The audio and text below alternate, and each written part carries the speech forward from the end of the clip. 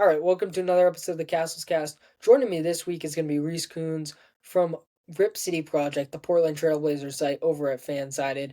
So we're going to be continuing our season preview series, talking about the team that he covers in the Portland Trailblazers and the team that he's a fan of in the Phoenix Suns. So yeah, should be a ton of fun. Without any further ado, let's get into the episode.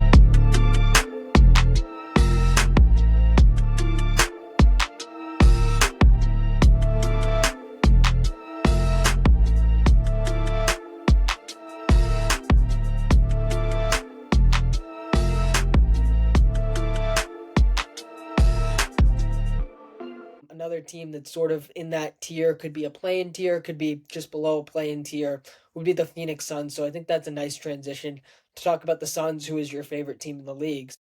Yeah, I think with the Suns, we got to start off with the biggest storyline, of course, that being the Kevin Durant trade, which happened during the NBA Finals, I believe, on the day of Game 7, which is just crazy. But yeah, obviously Durant ended up in Houston. The Suns got back Jalen Green, Dylan Brooks, Kaman Malawach, or the draft pick that turned into Malawach, and then 4 second-round picks there. So yeah, what did you make of the return for Durant? Um, Man, I'm glad they traded Durant for something. Like they dug themselves such a deep hole going all in for him and like it backfiring and they had no future, so like they had to do something. It's hard to say if this was the best package out there. Like I'm not the biggest Jalen Green fan. It's not like they got like needle movers, to set them up for like short or long term, but I think for what it's worth, it's a good package, and it at least puts them in like the right direction. Yeah, I mean they were really just in between a rock and a hard place, especially with Durant being a free agent in 2026. They really had no choice but to trade him, especially after last season. And I mean, quite frankly, Durant didn't do them any favors. With the rumors out there that the Rockets were one of the few teams that he was sort of willing to end up with. So it sort of had to be Houston, especially some of the reports that came out. Miami really lowballed them. I think if he was maybe open to more destinations, which from his perspective, I totally understand why he necessarily wasn't. I think maybe a package from like Minnesota or Toronto could have been a little bit better. But at the same time, I think the Suns probably did the best that they could here. I wouldn't call it ideal to get like Jalen Green in return. I just personally am not high in that fit with him next to Booker. But at the same time, he's a very solid young player who averaged well over 20 points a game for the last few seasons. So he's definitely talented. And then getting a top 10 pick, I think, is really huge. And then Dylan Brooks is a really nice defensive piece for this team. So yeah, definitely some things to like. And then 4 second-round picks is obviously solid. That's an easy part of this trade to overlook.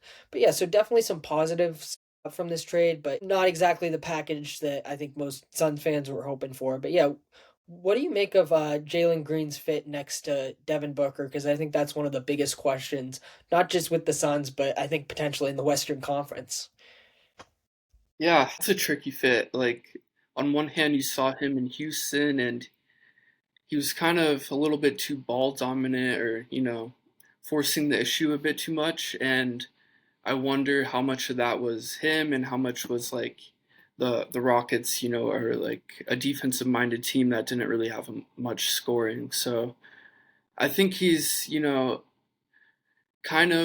almost underrated in the sense that everyone hates on him. Like he's still a good basketball player. He's like 23 years old, and guards take so long to like adjust to in the NBA. So I'm not entirely ruling it out. I just don't really know how it's going to fit with like alongside Booker, because neither of them are primary like point guards. So it's definitely the biggest question mark for sure. Yeah, I mean, I think you definitely nailed it there. I mean, he is a very talented player. I don't want to get that wrong. And he's certainly a gifted scorer, really, since he stepped into the league, which is really impressive, especially like you said, with how long many of these guards take to develop. But at the same time, I feel like really solid teams. I mean, just to get into the playoffs, I feel like you need more of that like primary point guard, lead ball handler type. And I don't think Green or Booker is that, unfortunately, and I think that's kind of a problem. I think with Booker, throughout his career, we've really seen him thrive next to more of like a traditional point guard. I think the best basketball I saw him play was really next to Chris Paul. Of course, he had some really great years outside of that individually, but to maximize his skill set, I feel like you probably don't want to put him next to another like score first shooting guard. But who knows? I mean, Jalen Green could still be traded. I feel like that's something that has to be accounted for. I mean, if the fit doesn't look great, but Green's putting up really solid numbers individually, I think the Suns would not hesitate to trade him and then get another player who might fit a little bit better alongside Booker. But yeah, I mean, yeah, he is a really gifted and talented player. So potentially these two, high level players could find a way to work it out. And the scoring is certainly going to be there. And I think this Suns offense will certainly reach at least the league average to above average level, despite some of the fit concerns. But you never know. And then, I mean, the defense and the playmaking, that fit totally, I would say, isn't necessarily ideal. I think the next thing we have to talk about with the Suns team is the draft because I thought they made out really, really nicely in the draft. Let's just start with Malawatch because that was the big pick there at 10. And especially they needed a center desperately throughout last season. So yeah, what did you make of the selection there and how do you envision him impacting the team as a rookie? Yeah, I honestly was shocked that he fell to them. I think we were reading, before the draft that there was like a consensus top 7 or 8, and he was included in that. And so they got really lucky, if that's what you want to call it, that he was available. And I think he's kind of raw. You know, he's still like he has a bit of Mo Bamba in him in the sense that like you love the idea of him more than like what he actually is right now. But I love like the Suns desperately needed a center and defense and rim protection, and he provides all that. So I like the pick. Yeah. Yeah, absolutely. I mean, I likewise was shocked to see him available at 10. I definitely thought he wasn't going to get past the Raptors there at 9. I thought that was a spot that he was sort of commonly mocked, and even the Nets at 8. I thought one of those teams would definitely take him and maybe even earlier. But at the same time, when you're the Suns at 10, you need a center. You really couldn't have made a better pick. I do think he is, yeah, like you said, a little bit raw on the younger side.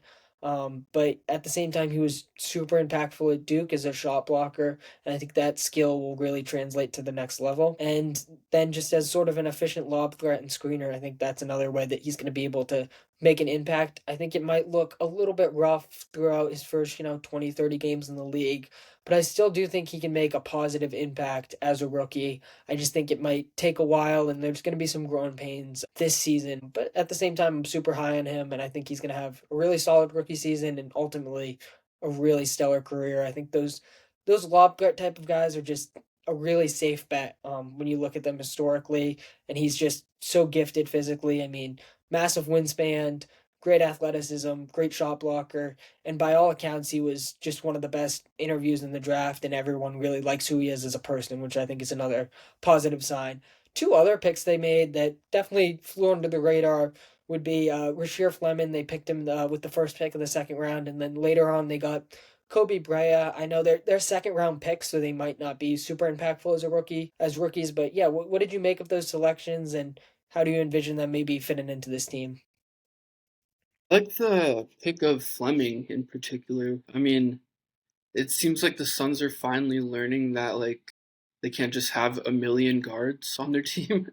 They're finally, adding like Dylan Brooks and Fleming and finally getting some length on the wing and some defense to like compensate for Booker and now Jalen Green. I don't know, he's kind of an older prospect. I don't know if the upside is necessarily there, but like if he can be a 3 and D piece, like that's all they really need. So I was really happy about that pick in particular. Yeah, absolutely. They traded up to get him, which I thought was a smart move, honestly. When you look at Fleming, he's just extremely versatile, and I think that's what really stands out on both ends of the court, honestly. He can guard multiple positions, and yeah, like you said, a guy that the Suns really need, sort of more of that defender win type of guy. But he can really guard positions like 3 through 5, provides solid rim protection, although that's not necessarily his main role. I think it's going to be more so guarding like threes and fours in the NBA. And then he has a really, really good jump shot, which we saw especially last season. Shot close to 40% from beyond the arc. But he also has a really nice inside game. more of that like play finisher type, but can score around the rim nicely. And I think that's going to be another thing that's huge for the Suns team. Just a guy that can really play off of some of their star level players. So yeah, I think he's going to be huge. I think he can have a sneaky impact on this Suns team, even though quietly they have somewhat of a loaded front court now. I mean, the Mark Williams trade, which we'll get to in a second. But then you got him, Oso, and then Malawach, Nick Richards. You got a lot of guys sort of competing for minutes all of a sudden. Kobe Brea was another pick that I really liked just because he's an elite shooter. Recent history has shown that if you're that good of a shooter in college, it's probably going to translate to the next level. And he's just another guy that can just spot up in the corner and play off ball. And I think that's going to be pretty valuable to this Suns team who could just use a little bit more of those off ball players and some shooting around Booker. So I think he's going to also have a sneaky impact on this team.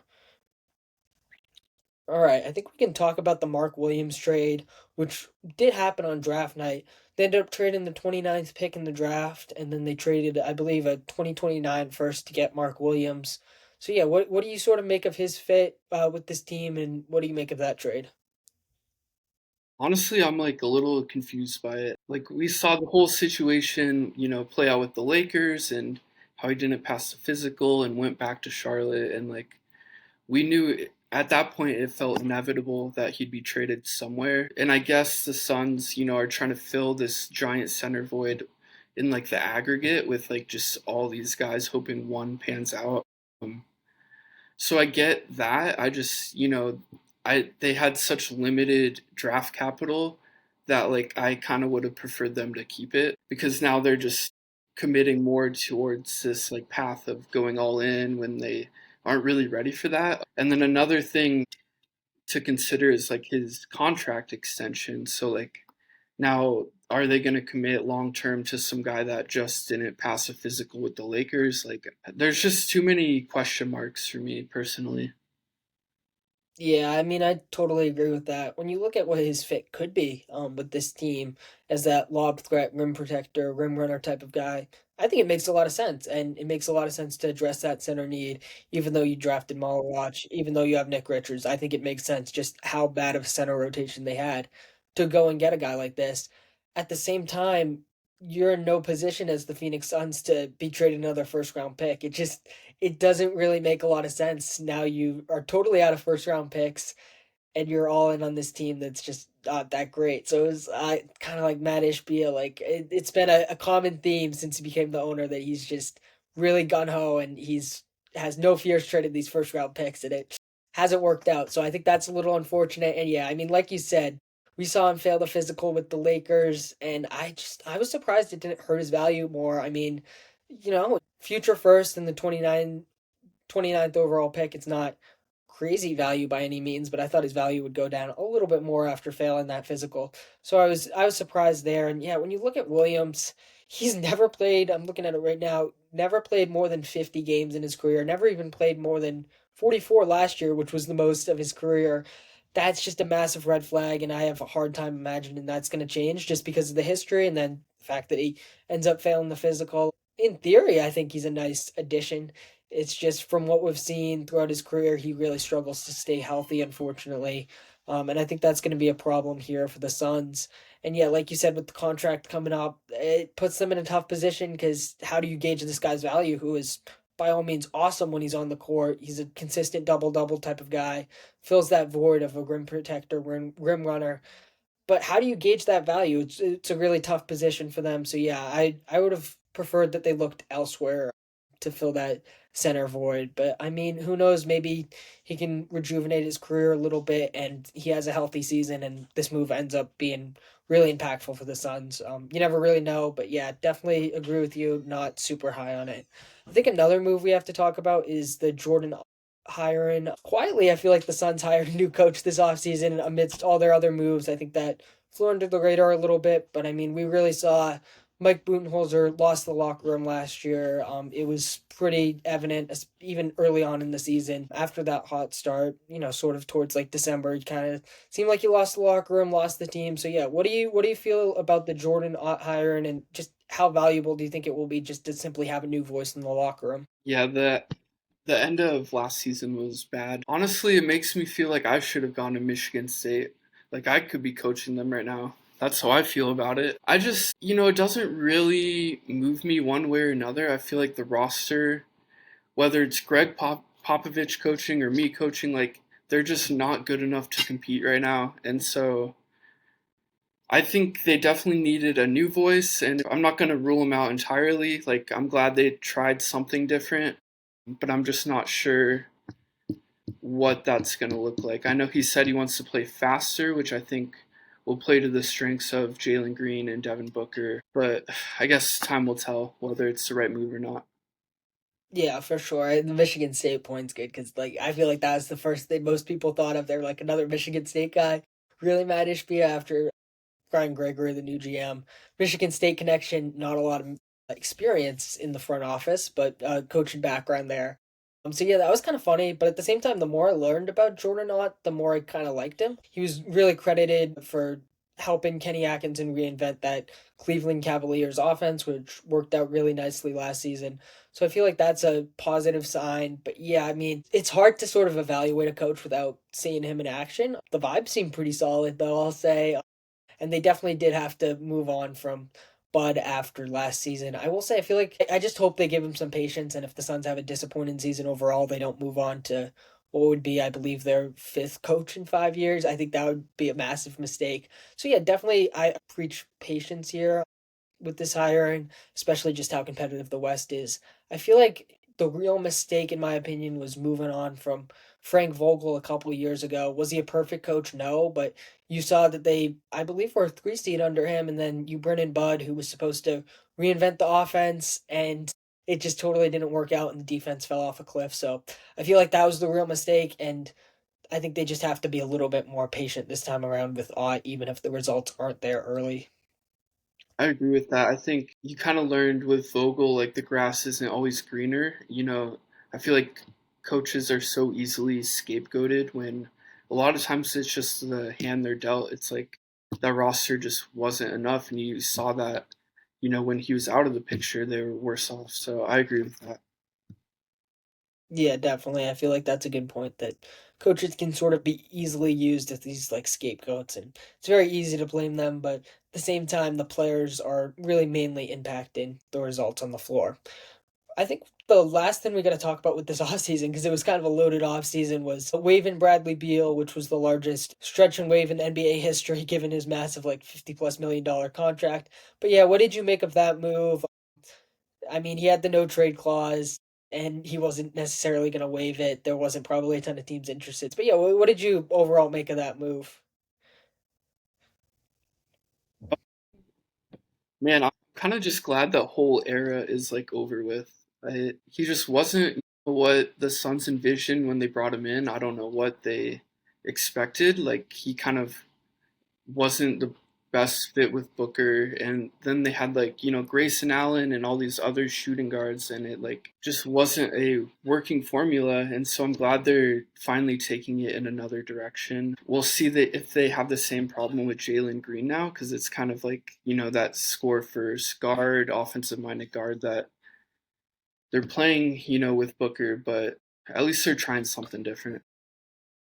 Yeah, I think that makes a lot of sense. I mean, you sort of just had to wash your hands of that big three error, and it just didn't work out. And then, especially when you bring in Jalen Green, there was just no way that those three would be able to coexist. So, yeah, I think it sort of had to be done. Not a move that you're going to be like, awesome, they waived a guy and they're going to have some dead money on their hands for the next few years. But at the same time, it really had to be done, and they didn't have another option, especially with his no trade clause there. But yeah, I mean it's good for this franchise just to really turn over a new leaf and sort of start fresh in some ways around Booker.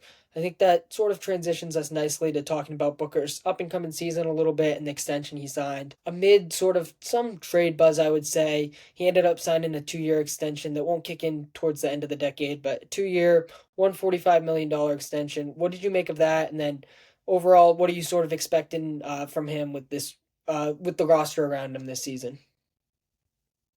I think like covering the Trailblazers and being a fan of the Suns, you see so much overlap between Damian Lillard and Devin Booker.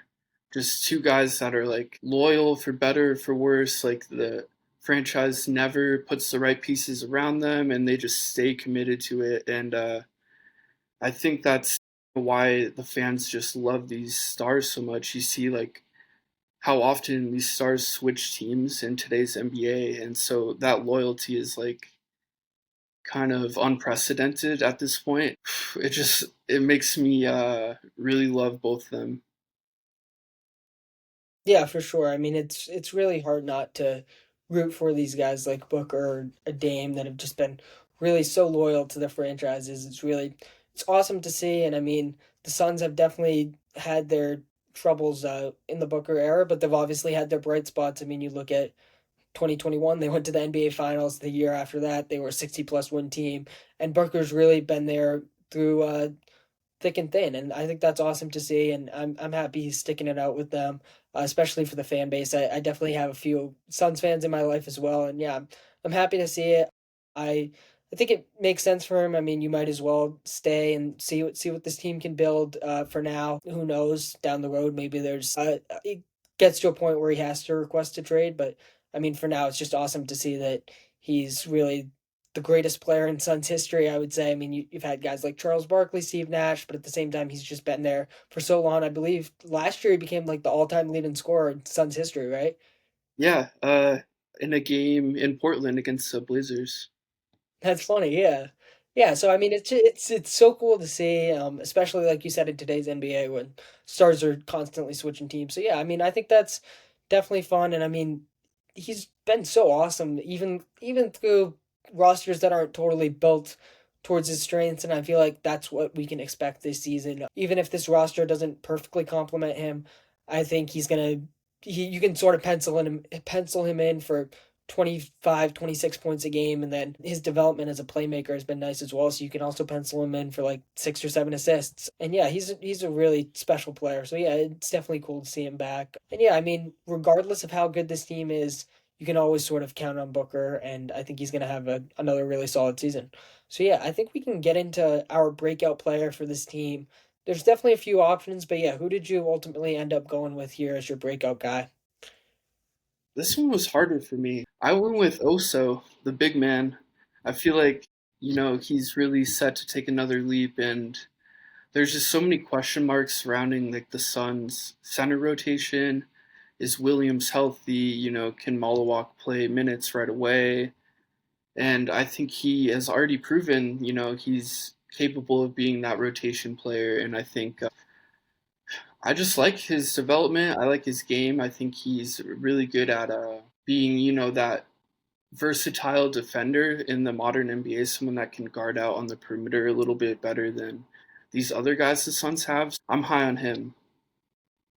Yeah, I definitely really like that pick. He was pretty impressive in the minutes that he did receive last season. And yeah, just a super versatile guy. In Summer League, he looked really good as well. But yeah, I mean, another thing I like about Oso is his passing abilities. Maybe not gonna be that like total like offensive hub type of guy, but really, really solid passing abilities. And just overall, he's such a smart player. Definitely rooting for him, and I hope he has a big season. I think the reason I didn't go him is just sort of because I feel like there's a couple guys that might be naturally above him, but I do feel like he deserves some level of minutes. And then with Williams' injury history, unfortunately, you sort of do have to account for that he's going to miss some games. And I feel like if and when he does, Oso is going to step up in a massive way and provide this team with a really nice all around impact. So yeah, I definitely like that pick. Another second year guy that I was debating between who I didn't go. I was thinking of Oso. I was thinking of Ryan Dunn also, just because if he had played last year, which quite frankly he should have, especially with how bad the Suns were on defense, I feel like he would have been really impactful. And in the minutes he did receive, he was really stellar. The on off numbers were insane. And his offensive progression was further along than I expected last season. So I think he'll naturally sort of take a step up with more minutes and then another year to develop on offense while being an awesome defender. Um, Ultimately, I ended up with going with Colin Gillespie here. I feel like he sort of flies under the radar a little bit with this Suns team, and I feel like he's a very, very fundamentally sound player, and we saw that sort of towards the end of last season when he ended up breaking into the rotation a little bit. He just provided the Suns with a real nice spark, and you could sort of see how well he complements Booker. So I don't think he's going to necessarily like earn the starting point guard job. even by the end of the season. But at the same time, I think he's going to provide this team with a lot more minutes than people are expecting. And I feel like he just complements Booker and Jalen Green a lot better than sort of whoever else they're going to run out there alongside them. And yeah, I feel like he's just going to be a nice stabilizing force for this team. Really, really nice playmaker, good decision maker, nice shooter as well. So yeah, I think he's going to have a really strong and sort of underrated impact on this team. I like that pick. Yeah, they really need that like traditional point guard to like be a table setter. So I could see why you went that direction for sure. Yeah, no, definitely. And he's had a cool story, obviously a super dominant college player at Villanova and didn't really play much with the Nuggets as a rookie. And then finds his way to Phoenix in his second year and ends up carving out a nice role towards the end of last season. And I think he's going to build off that this upcoming season. So excited to see him play. But yeah, I think we can close it out here with our over under picks. Suns line is set just below the Trailblazers here. They're at 32.5 wins.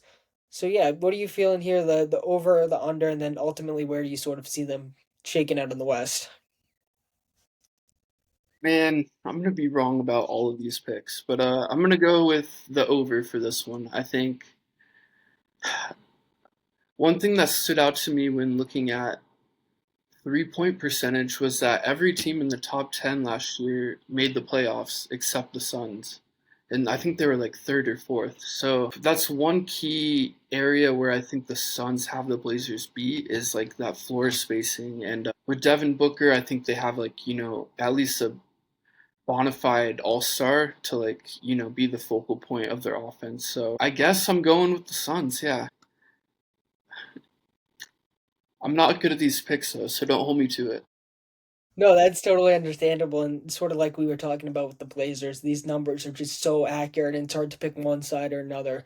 But yeah, I mean, if you're buying into this team's offense, I think that makes a lot of sense. And I mean, the 3-point shooting is definitely going to be there. And with Devin Booker, you can only be so bad on offense, honestly. So I feel like they're going to be overall really nice on offense. Even with some of these trades, I mean, Williams, we discussed sort of the health piece. Is Watch ready? I mean, I still don't know if this team's going to be like even like close to an average defense. I don't think they're going to be like bottom 3 or 4 like they were last year, but I still view them somewhere like in the 20s, and that's where my concern lies with this team. I feel like that sort of paired with the lack of fit between Booker and Green, I feel like that holds me back a little bit. So I'm going to hit the under, but yeah, slightly. I feel like they'll be like low 30s, like high 20s. I feel like maybe like 30, like 20, 28, something like that. So yeah, I'll hit a slight under here. And then yeah, overall in the West, right now I have them projected, unfortunately, as that 13 seed in the West. I could possibly see them jumping up to the play, and I feel like their range is sort of from like 10 to like 14-ish. But yeah, I mean, just with them missing the play in last year, and I know the roster construction was far from perfect, and I do feel like even, despite some of the imperfectness of this roster, it is an improvement, especially at the big man position. So I do think that could benefit them, but at the same time, I mean, I just don't see a world where they end up like winning more games than last year while losing Kevin Durant, despite like that pair not totally working out.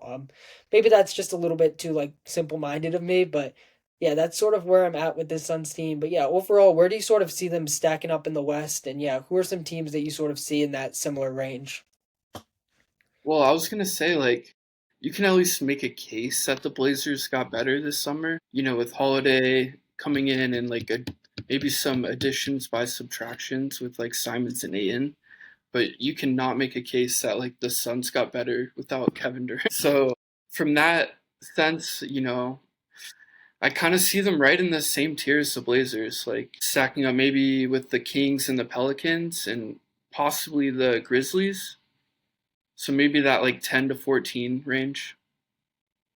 Yeah, for sure. I think that definitely makes a lot of sense. I mean, right now, I do have them obviously above the Jazz, and then the Pelicans is another team. I can't get there, unfortunately. I think I'm gonna have 14 right now. But yeah, I mean the Kins and the Suns, that I've been debating that placement like all summer. I mean that's a tough one for me to figure out. But yeah, right now I guess I'm leaning Sacramento, but like I said, I'm going to be doing a full stand-ins prediction in a couple weeks, so that could change by then. But yeah, I mean, they're in a interesting spot in the West, and yeah, hopefully they can bounce back. I'll definitely be rooting for the Suns, but yeah, at the same time, I'm just unfortunately not super high on them. But yeah, any closing thoughts on the Suns before we wrap it up here?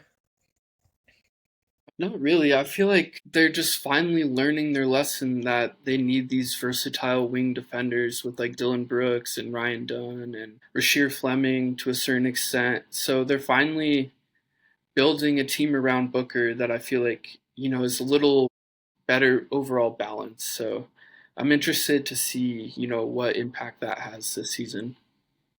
Yeah, I can definitely agree with that, and I'm definitely happy that they went out and upgraded their defense in that way with Brooks and then some of the center additions they made. So yeah, it should be interesting to see how this season plays out for them. But yeah, I think we can sort of wrap it up there. Before we sign off, I just want to give you a chance to plug your work to our listeners. So yeah, tell them where they can find you at, Reese, before we wrap up.